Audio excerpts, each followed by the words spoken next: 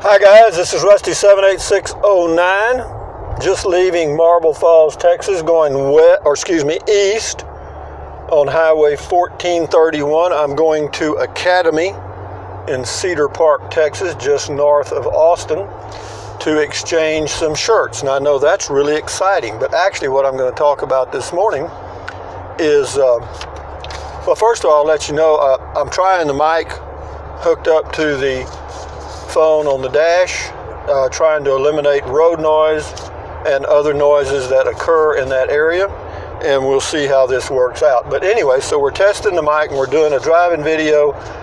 We're in Central Texas, and we're in the hill country. This is a pretty windy road that is really a scenic drive, at least I think so. A lot of people might not agree, but that's the way life is. If everyone agreed on everything all the time, I wonder what kind of world we would have. Having said that, I'll move right along to, and I may have mentioned this in a video yesterday, I don't know, I did so many, but the best retail internet site, in my opinion, by far, is Amazon. I'm going to Academy now to return some products.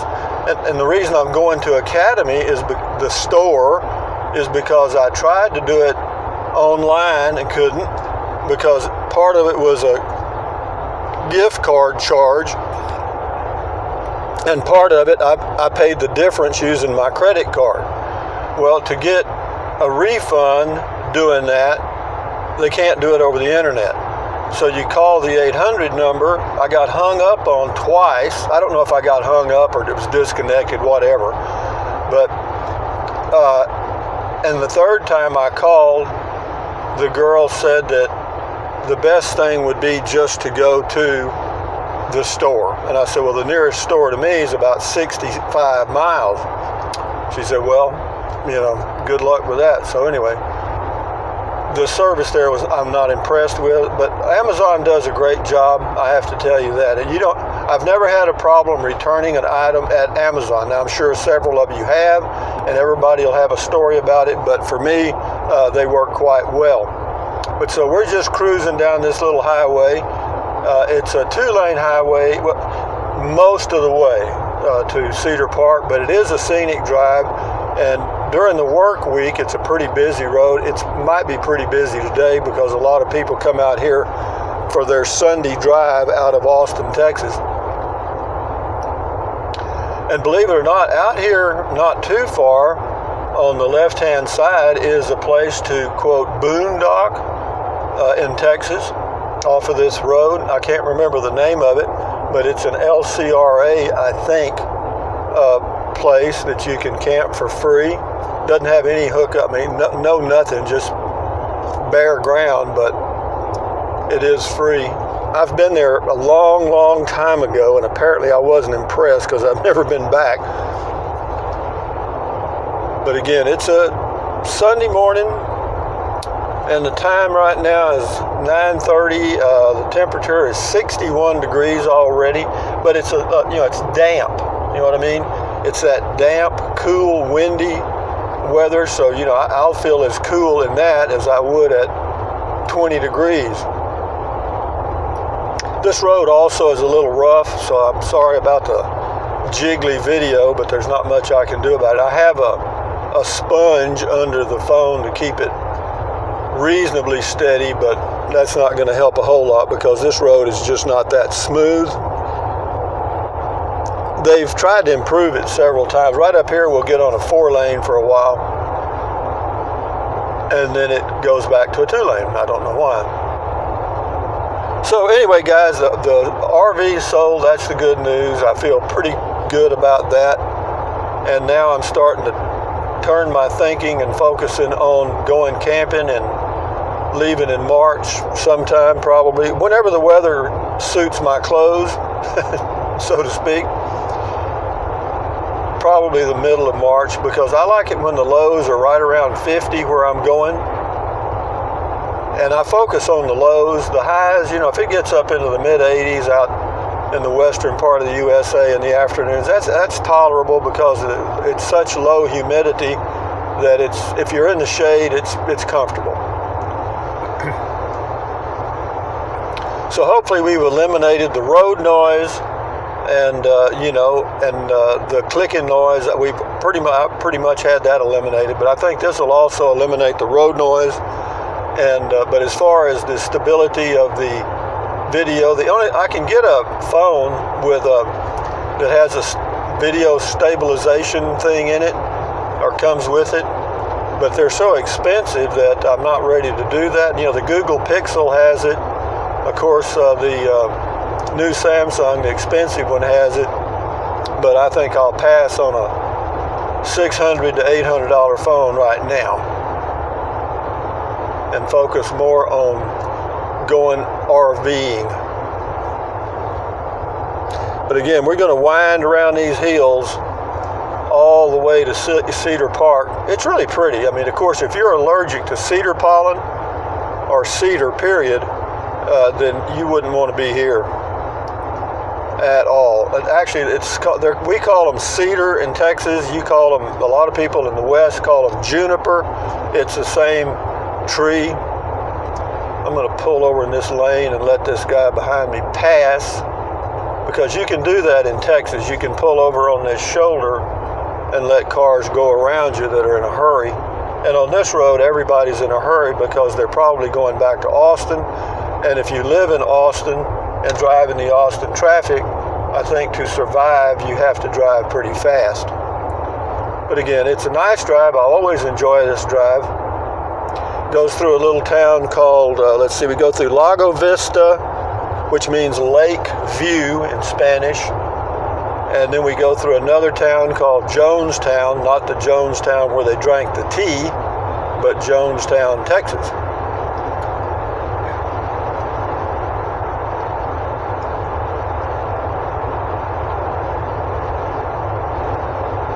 It is fun just to take a drive. I don't know how many of you do it for enjoyment, but I do. I mean, it's because it's just fun.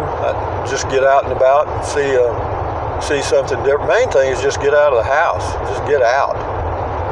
Let's see if I can let these guys pass. They get right. What happens? They get right up on your bumper. You know what I mean?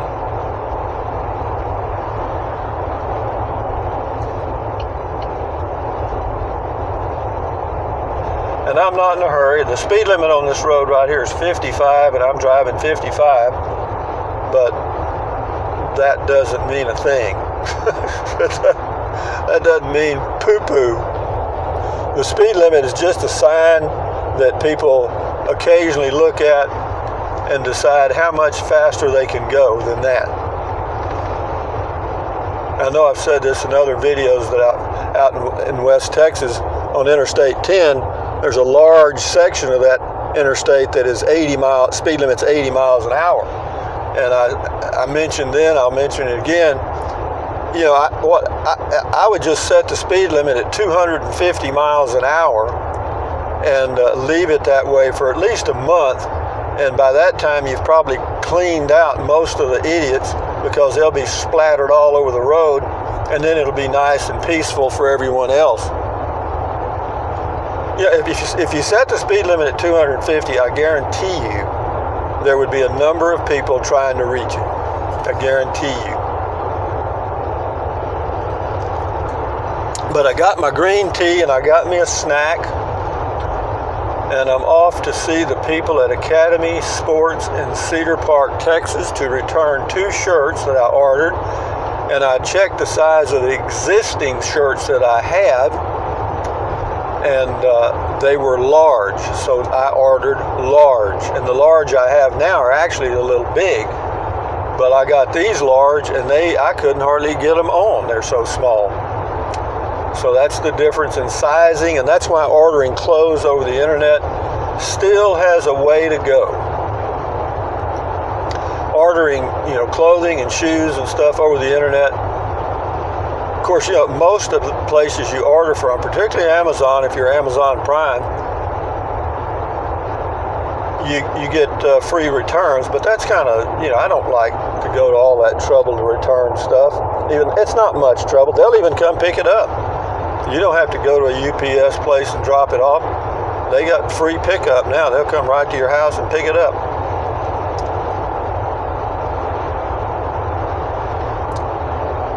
Highway 1431 going east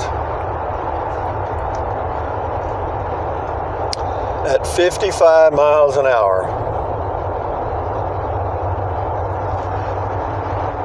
You know, talk about change. Can you imagine the change that people went through when we went from the horse and buggy and horses to automobiles?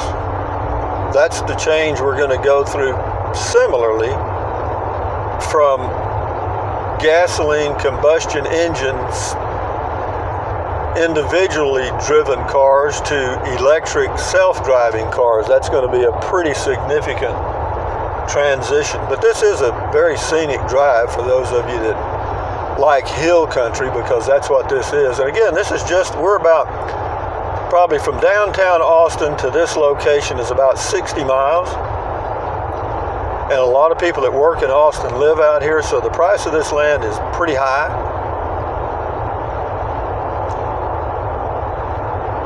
Most people live out here because they can buy acreage tracts. In other words, they can get several acres, but you know, you're going to have to spend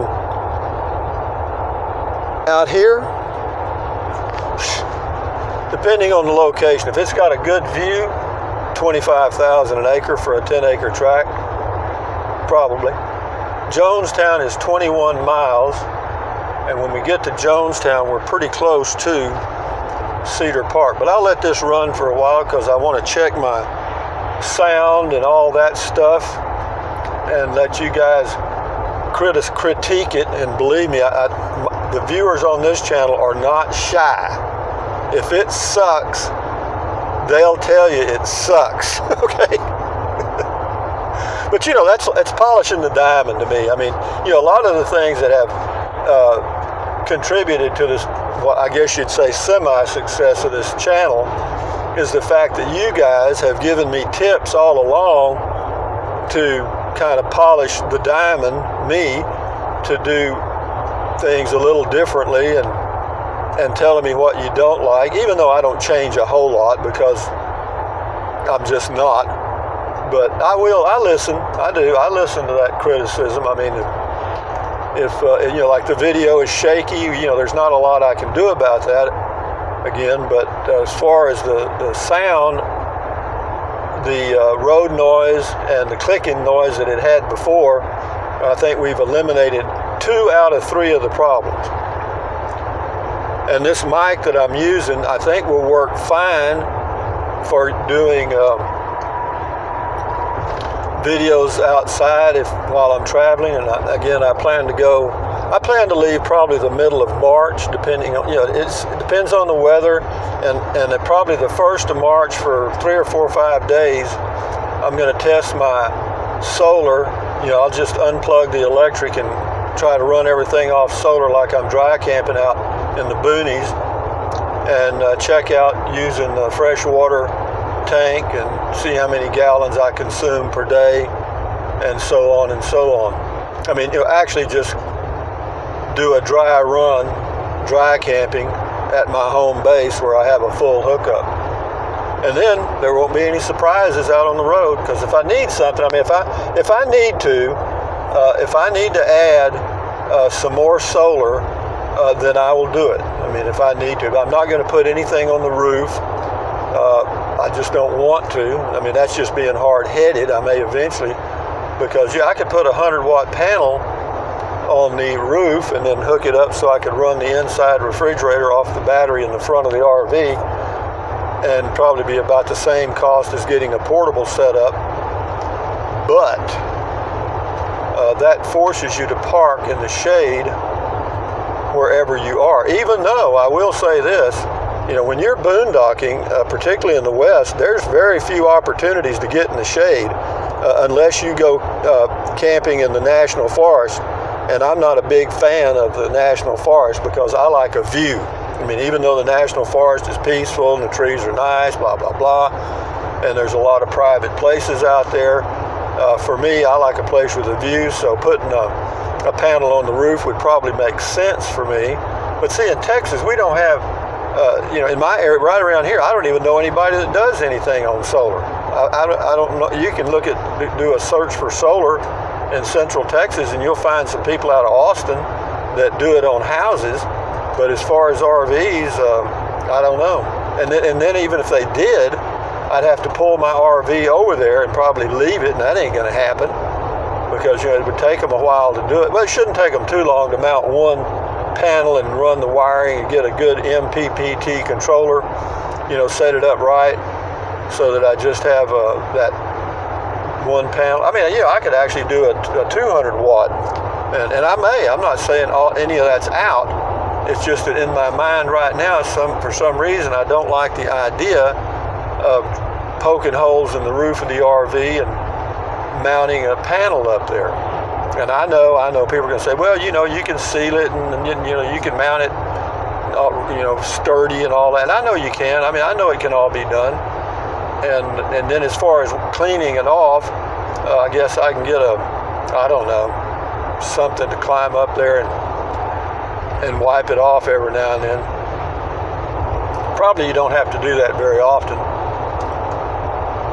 But we'll see. He'll give me something to do. I'm polishing the diamond. Yeah, I could do that. I could do just go ahead and go all in and put a 200 watt panel on the roof and get 2 6-volt deep cycle batteries and hook them together, because that's the best way to go. The golf cart batteries, basically. And get a good MPP controller and just do that on the RV itself, and then just use the portable solar as a sort of backup on cloudy days. That's certainly a thought, because if you have 2 solar panels, or 2 portable panels, say you get one Renogy and one Zamp, even though it doesn't matter what brand it is, they weigh about 30 pounds a piece, or slightly more. I think the ones I have, the 260 watt panels that are the suitcase portable panels from Zamp, I think that whole bundle weighs about 35 pounds, in that range, which doesn't sound like much weight to you young Turks, but to me, I can handle it easily right now. I can.